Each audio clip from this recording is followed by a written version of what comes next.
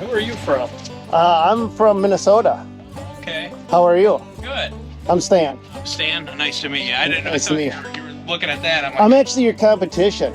oh, it is? Yeah. So what I'm doing is I'm just filming the inside of the store to get all the notes so I can rebuild this store and do a better job than you guys. You know, when I'm fricking with people, I don't like it when they frick with me back. We waited for a while for you to get this machine. You know, We did. Okay, where's my machine? I think that lawnmower is louder than the loader, the skiddy. but like I Damn, said, that is a nice looking cab.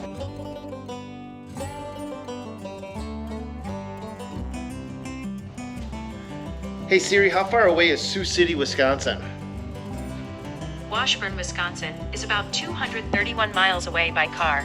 Oh, all right, you guys. Well, let's load up the truck and trailer and head out to McFarland's. I'll see you guys there. Now, in just a minute, guys, we're gonna go in together and buy a new machine. But since I have filmed this video, I've had an opportunity to use this machine on a lot of different job sites. I've done forestry mulching with it, I've built a road with it, and I've built a house pad with this machine. And I've got some feedback for you guys, both good and bad. I'm not here to sugarcoat anything with you guys, so in just a few minutes, I'm going to share with you all the things that I love, but two things that I really don't like about this piece of equipment. But let's just get to the shop first and see what it is we're buying.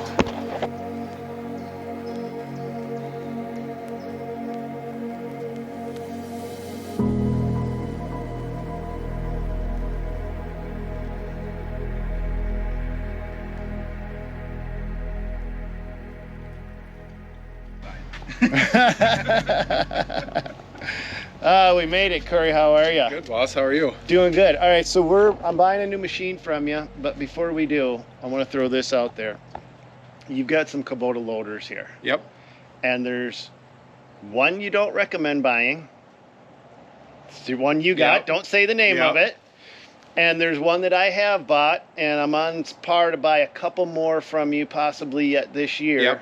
Before the season goes. Would you be interested in making a buy this, don't buy that video regarding Kubota loaders? I think it's my opinion, but yeah, I think we could definitely take a look at that. Okay, so if you guys want to see the buy this, don't buy that video on Kubota loaders, tell Corey that you want to see that video. Say, Corey, show me that video. Because you specifically twice told me not to buy it. The And problem is like no different than you, right? So when I look at the SVL 65 video, first machine that you and I worked with on, yeah, the 65 didn't work out for you. I still love the 65. that's because you're weird. I know. This is going to be the most powerful skid loader that I've ever personally bought. Not ran, Yep. but bought.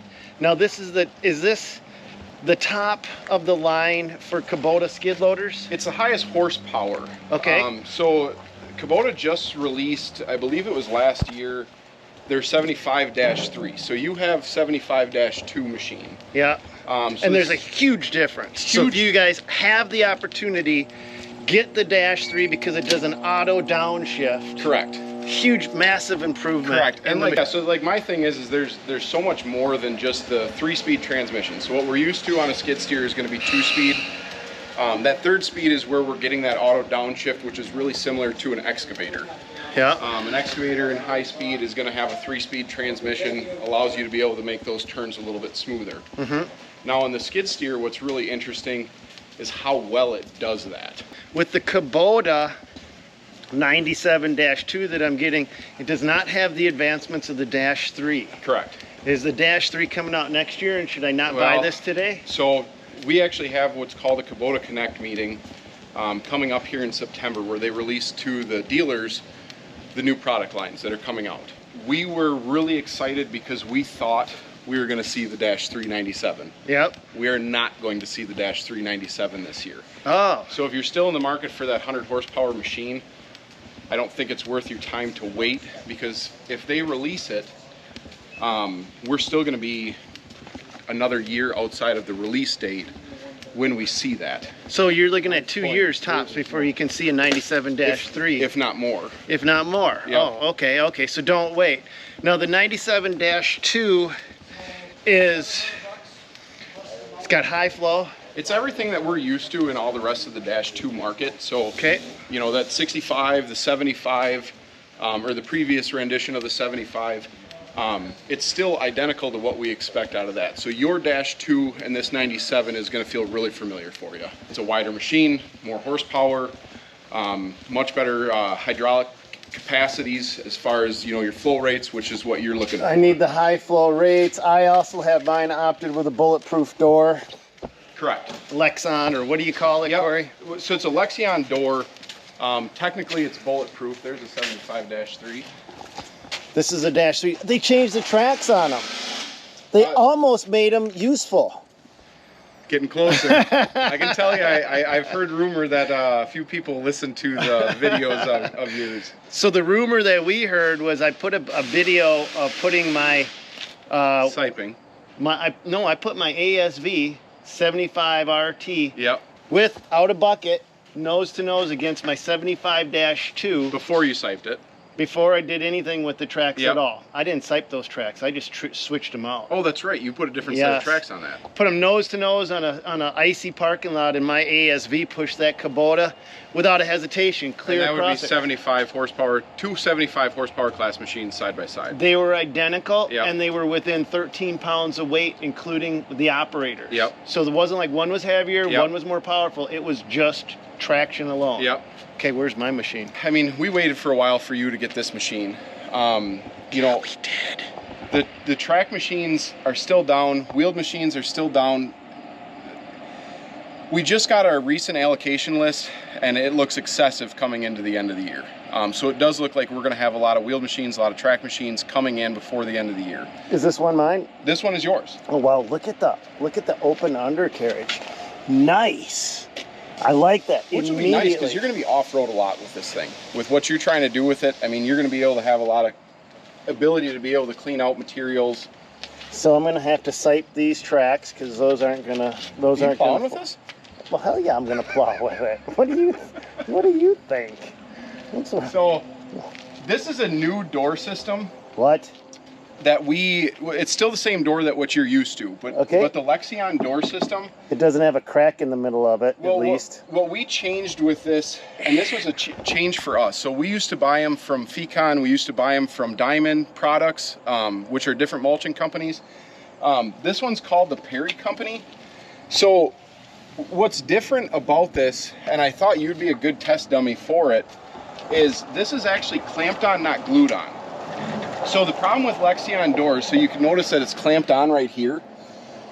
The problem with Lexion doors is they scratch, they're not glass. So for us now, if you, let's just say, scratch this real bad and you want to get a replacement, you only have to get the replacement Lexion. And you can just undo the clamps on that and slide in a new door. Oh, nice. So to me, I really like this idea of it. We're still utilizing the same door that we always did before. But like I Damn, said, that is a nice looking cab. the cab's a Make little sure you get bit, my good side. yeah. The cab's a little bit bigger than what your 75 is, not by a lot. So the 65, 75, and 97 all share the exact same door. So Man, we this know is width a is going to be the beefy girl. same. This is definitely a beefy girl. What the heck is this thing? That'll be your backup camera. Why is that different? You don't have one on your 75, do you? No. Yep, so it's standard in this. This is standard now. Standard. The other thing that's standard that you can't see, and I'm not going to point out where it's at, is the telematics system. So this machine comes standard with telematics. So the telematics are going to allow you, well, you just locked your door because you're worried. The telematics, what's really cool is you can actually geo-fence this machine to your phone. So it becomes a brick when you leave the job site with it. So you have all those capabilities of being able to check in on it, see where your DEF level's at, see where your fuel level's at before you ever go to that job site. And that's all through the My Kubota app. You can geo-fence that. Let's say for whatever reason it gets stolen from you. Yeah. You literally can put inhibit restart. Now it's going to put the machine in limp mode so the person can still be able to load it, but they will never be able to restart that machine after you do inhibit restart on it. Really? The other thing that's nice for us on a dealership level and for you as a consumer is you're going to see active error codes populated on that, and not like before where it's going to populate here, which it still will, and then you're questioning, well, what is this error code? I'm going to call Corey and figure out what's going on what's here. going on, yeah. Now it's going to actually show you what that error code is, no different than if you looked up in your service manual. Okay, so what are we looking at on the stick here, Corey? Stick's going to still be the same as what you're used to on that 75. So we're going to have all of our hydraulic controls here. Our high flow, low flow is going to be adjusted via that button. This button right here? Yep. That's high, low flow? Yep, so you're going to double tap it for the high flow. What's really cool, which I need almost a degree to be able to teach you, but I will teach you how to do it, is when you're going to be running a forestry mulcher with this thing, you actually, I can't remember, I think it's 5 preset high flow settings. Oh, shut up. So what that's going to allow us to do is, control your gallons per minute with a touch of a button without adjusting it. Okay. Kind of. How I like to explain it is what we're leaving in the reserve tank. So what it's kind of doing is it's allowing us to be able to keep fluid inside that tank, bring down, let's say, the high flow capacity, you know, from just running at full bore. Because the one thing I don't like with mulchers is when I pick that boom up and I start cutting, I can feel those hydraulics want to slow down. So what I like to do is I like to put a little bit more left over in the tank, so I'm still operating the skid steer the same way, and then I can make head adjustments on that forestry mulcher to be able to dial in that tuning of the machine, so I don't have to worry about recovery. You're not time. compromising anything. Keep operating. Question, this is a critical question. I'm selling my cat to buy this machine. I'm just being straightforward with you. The Cat 259D, it's up for sale right now.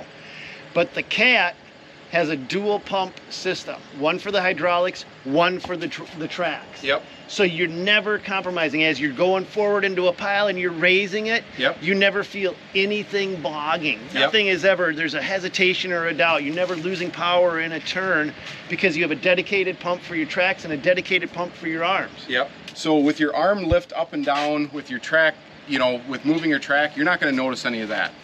Where you will notice that is when you're using all of your hydraulics getting pushed through these.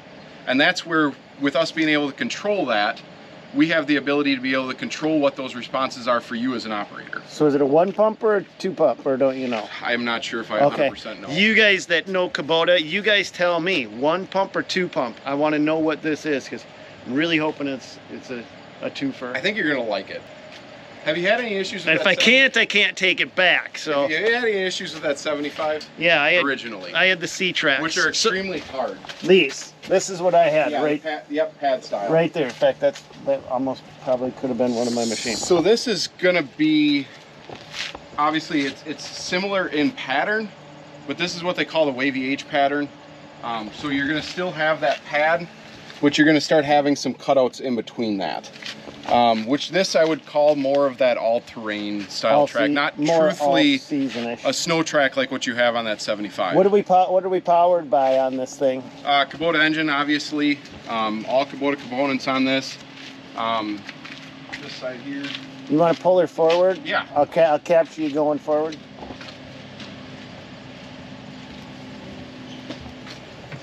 Why the heck do we have so many connections up front here? Well, that's going to be your high flow, low flow, and then case drain.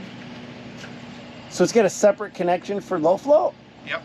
What? Kind of. So I get this conversation all the time. So we have how I like to explain is we have a bigger line and we have a smaller line, right? So we have a bigger port and a smaller port. If you look at the back of the machine, there's only one set of lines coming. So typically we're going to be running a bigger hydraulic line for our high flow, which is just giving us more of that volume. So it's port options. It's port options. That's what all this is. So if you don't fit on this one, you'll fit on this one. Are they different sizes then? They're different sizes, yep. So if you look at the size of, if I can get that off. So the size difference between what I would call your standard fittings versus your high flow fittings. But truthfully, you can run high flow from either or. It's more of a flow thing. And then the case drain would just be obviously, you know, that I would say standard option now in all machines. Standard on this machine, high flow machines, but not a standard option. So if you buy this Kubota SSV65, there is no electrical pin connection on it. It's not a high flow machine. And it doesn't have the option. But it's standard with a high flow. Yep.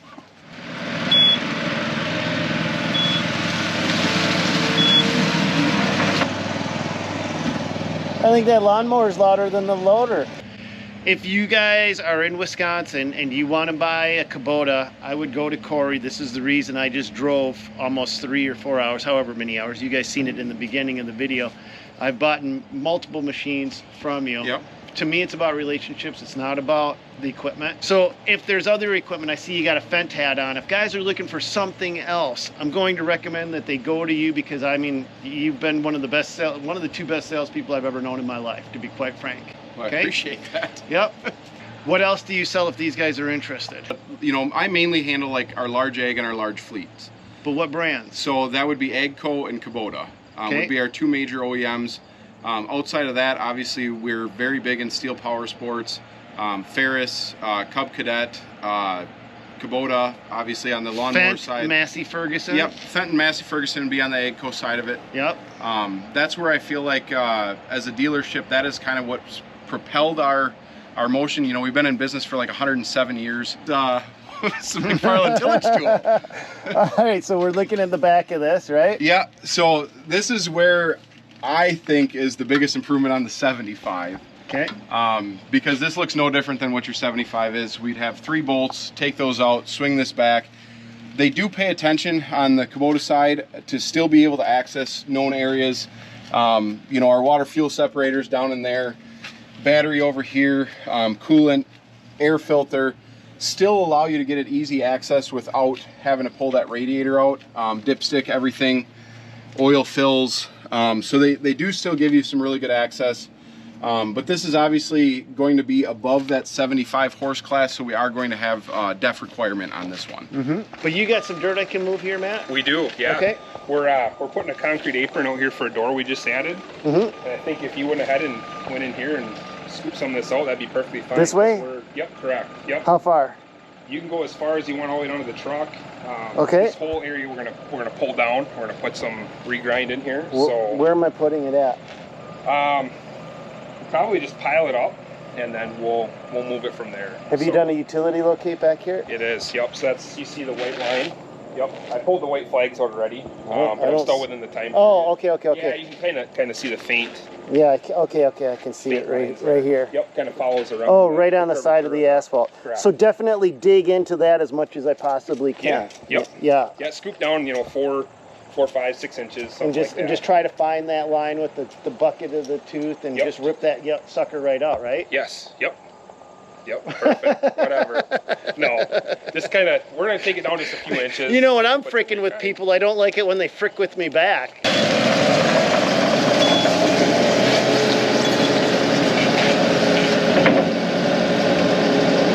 That kind of looks like Vladimir Putin. Hey Jake, has anyone ever told you look a little bit like Vladimir Putin? That's a big bucket. It is. Yep. But it covers the tracks. I mean, Covers the tracks nicely. Yeah. Sure. Yeah, and we basically just, we always go with the long floor buckets. My thing is I like when I'm operating and I can see that cutting edge.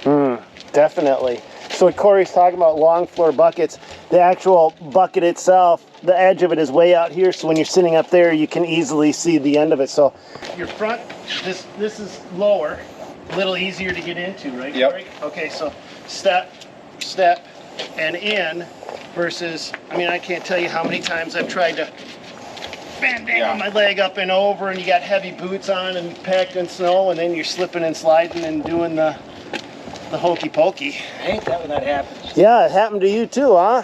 I've had guys fall and break their ribs trying to get in a machine. Jake.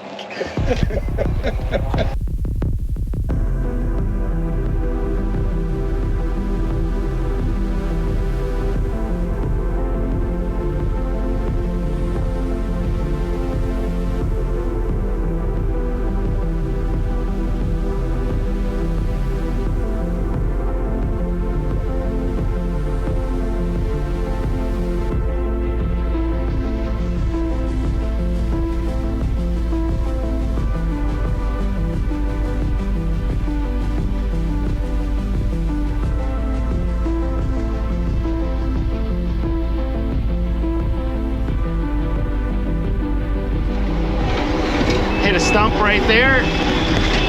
Pop that stump out. There we go, we just popped out a stump. Here's another stump.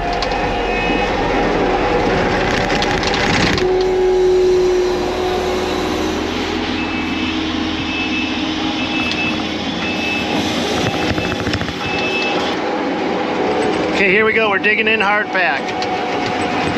It's been packed down by vehicles for years.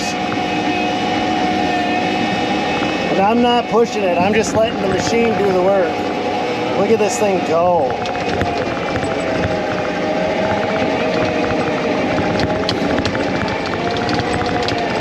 And here's a stump right here. Remember when I told you I was going to tell you some of the things I don't like about it? That right there. You see that rattle? When this cage is open like this, that door above your head, shimmy shakes and rattles. Look at it, it just powers through this. This is crazy.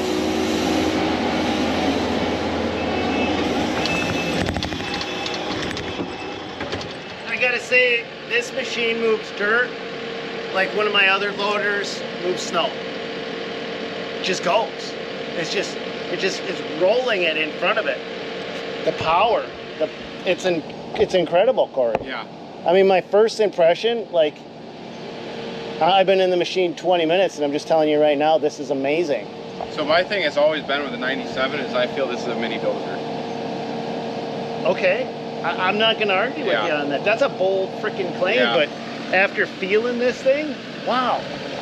I mean, I've done a lot of work with 97, you know, cleaning up trails in the woods, things like that. Yeah. And I like the 65.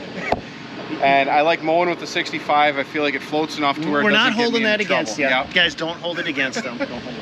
But the 97, when it's truthfully just getting a lot of dirt moved, Yep. I mean, where I would have to rent a mini dozer, I feel like I can do a lot with this machine. Now, I also promised you two things. The shaking door was the first thing. The second thing that I really don't like about this Kubota is the gas cap and fill tube. And it's not even a gas cap, it's a diesel fuel cap. And they have a locking diesel fuel cap. Worst locking diesel fuel cap design I've seen yet. And the fill tube itself has a screen in it and it doesn't have enough of an angle, an aggressive enough angle. So every time you try to fill it with just about anything, that fuel's splashing back on you. So every time I go to fill it up, I gotta pull that screen out if I don't want fuel splashing back on me. Now I leave it in because I don't want crap getting into my fuel tank. And it's a simple change. If Kubota just made that fuel tank fill a little more aggressive at a better pitch, that fuel would go down a lot faster. So those are the two things, the rattle on the glass and that fill tube nozzle. But the power on this machine is unreal. Everything that I've done with this machine, I've never once had a lack of power. And one of the job sites I was on was pure sand, the worst possible conditions you could get in, and that machine performed like no other piece of equipment I've seen before perform. The only machine that comes even close to this thing is the ASV RT75, and that's a huge compliment to ASV because that's in a completely different category. That's a 75 horsepower machine. This 97 has power beyond imagination. It is freaking incredible, and everybody that's been in my machine since I picked it up and used it since I made this video has said the exact same thing. And if you guys have ran a 97-2 or any 97, let me know what you think of them in the comments down below, because I want to hear other guys' feedback. And also, hey, I'm new to the 97s. Is there things I should be watching out for? Is there red flags or things like that that I need to keep my eyes open on? You guys tell me in the comments down below. But let's jump back in and finish this video up.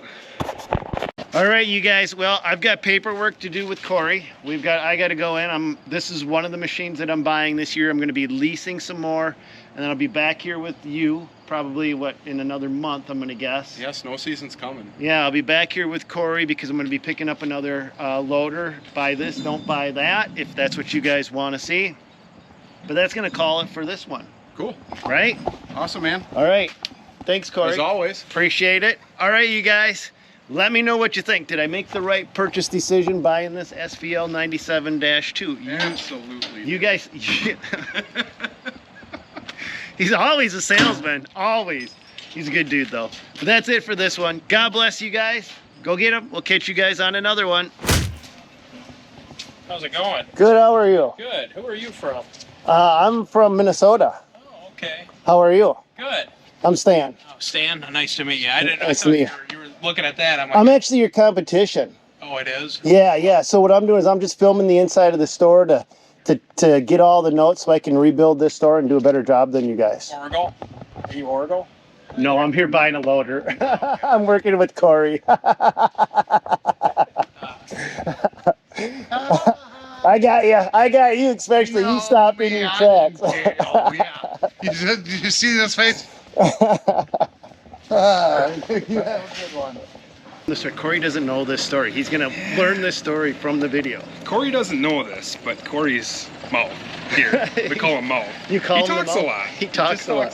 He's a good dude. And He is he's a good dude, And for when sure. off camera, he was talking about people. Some guy called from Bermuda, wanted an excavator from watching the video. Another guy called from Africa. And he sat on the phone with him for a half hour trying to explain to him how to buy it, how to do it, because he couldn't sell one. So this is the Dash 3. And when we look at the Dash 2, because that's the Dash 2 is the same as that, because this is the updated, this is really nice. It's really nice. I mean, you want to talk about easy access? Yeah. I mean, that's awesome. And so they put the radiator stuff up on the top. This model actually has a standard option where you can have a reverse cooling fan. This one does not have it. A little goofy, but actually when you're looking at lift capabilities, they test this lift capability dry, or for the most part dry. So this is your fuel tank on this one. So it's all sitting back on the rear door. So if you want to lift more, it's ballast weight. You just Well, I was all excited to buy one until I seen that fuel tank in the back door. And the last ASV I had, the one before the one we got, Alex backed it right into a pool wall and smashed the back gate up. But I just like to give Alex a lot of credit. He's a good kid though.